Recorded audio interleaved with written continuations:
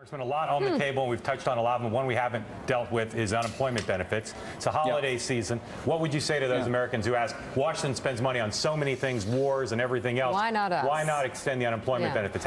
What would you say to those Americans asking that question today?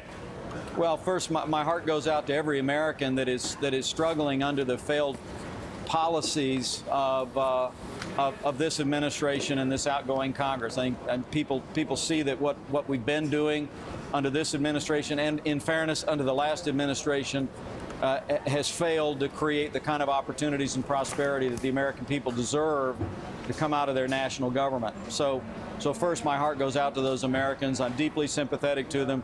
I've personally supported an extension of unemployment benefits in the past. And I can speak for most House Republicans and say that we're anxious to support, particularly in the holiday season, we're anxious to support families that are struggling in this economy. But for heaven's sakes, Mark, we got to pay for it. I mean, the American people sent a deafening message to Washington, D.C. that enough is enough. We've got to put our fiscal house in order. You people need to start making the hard choices. If the choice as we look at extending unemployment benefits, I'm more than willing to do it. But we've got to make the cuts necessary to offset those costs. If your leaders came to you and said, we have a deal with the White House, we're going to extend unemployment benefits, but the tax cuts for people making over $1 million a year will not be extended, but that helps to pay for it, would you take that deal? Would you vote for that package? Look, I think the worst thing you could do for people that are struggling in this economy and looking for a job is raise taxes on any American. We don't want to help with one hand and take away with another. Would you rather extend the tax cuts for every American, including those making over $1 million, or have the unemployment benefits extended if that's the choice?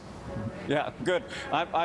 This isn't a corner, but I feel the pain. You know, so I'm kind of, I'm good. Nice move. I played chess with my son the other day, and I lost. So, I'm not good at this chess thing. Let me tell you, I think the minimum that we have to do right now for Americans that are struggling in unemployment in this economy is make sure that no American sees a tax increase. But then, and I'm flacking a little bit my Detroit Economic Club speech Monday. I'd love for you guys to take a peek at this. There are things that we can do, things that Americans have done in generations past to jumpstart this economy, to give us a fresh start in this economy. And that's, first, do no harm, no tax increases on anybody, but then let's get on with what we know will get the economy moving, which is fiscal discipline, regulatory reform, expanded trade, tax reform and relief, sound money, and the like. Really?